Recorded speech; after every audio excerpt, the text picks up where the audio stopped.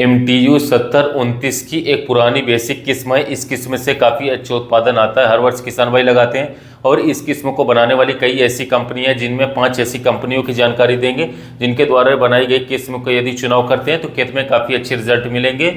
इस किस्म का जो नर्सरी जून के पहले सप्ताह से तैयार किया जाता है। ये लंबी अवधि की किस्म है और 150 से 160 दिन पकड़ में तक तैयार होती है।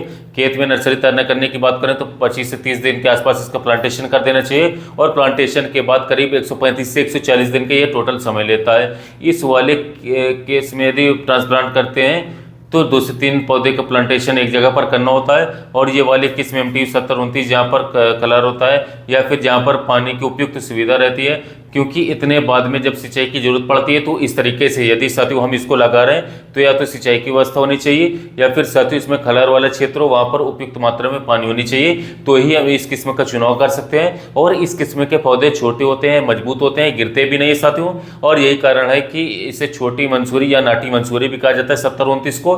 और इस किस्म के सीड के बारे में बात करें तो 10 से 12 किलोग्राम सीड प्रति एकड़ के हिसाब से जरूरत पड़ती है और 25 से 35 रुपए किलो के हिसाब से इसका शुरू होता है और 100 रुपए किलो तक रेट जाता है। और ये वाली किस्म है, इसके दाने काफी मोटे होते हैं और चमकदार होते हैं, वजनदार होते हैं, कांटे पर अच्छा वजन चढ़ता है। और इसके साथ साथ इस किस्म के जो दाने होते हैं वो आप खाने में भी प्रयोग कर सकते हैं, पकने में भी अच्छा होता है, बेस्ट होता है और इसमें चावल का परसेंटेज भी अच्छा रहता है। ये वाली जो किस्म है साथियों, इसमें सरकारी में परिस्थिति सबसे ज़्यादा होती है, क्योंकि चावल का परसेंटेज अच्छा होता है और खाने में अच्छी होती है, तो सरकारी क्रय केंद्रों पर जल्दी बिक जाती है। तो इसकी यदि खेती करते हैं तो बिक्री में आपको बेचने में समस्या नहीं आएगी। इस किस्म के उत्पादन की बात करें तो प्रति एकड़ करीब 30 से 35 क्विंटल के आसपास का उत्पादन आसानी से निकाल करके मिलता है 7029 में। अब बात करते हैं कि इस कंपनी की वैरायटी अच्छी होती है, बेस्ट होती है, तो पान की MTU 7029 आती है जिसको आप लगा सकते हैं, काफी बेस्ट वैरायटी। गंगा कावेरी की आती है और इसके साथ अंकुर कंपनी की आती है, महिको कंपनी की आती है और महिंद्रा कंपनी की आती है। तो आप इनमें से किसी भी कंपनी का आप यहाँ पर सिलेक्शन कर सकते हैं, चुनाव कर सकते हैं। इसमें साथियों कंपनी यही रहेगी जहाँ पर धान की वैरायटी देखेगी वहीं पर MTU 7029 लिखा रहना चाहिए।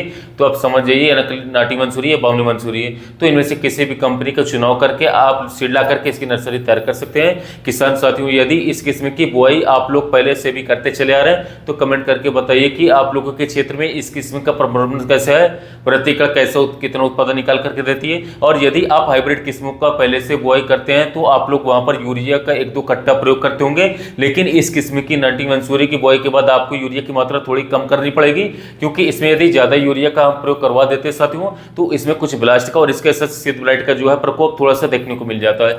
तो इस किस्म में यूरिया की मात्रा साथियों थोड़ी कम डालनी होती है। तो किसान साथियों हमारी आज की इस वीडियो में बस इतना ही। साथियों मिलते हैं नए वीडियो में।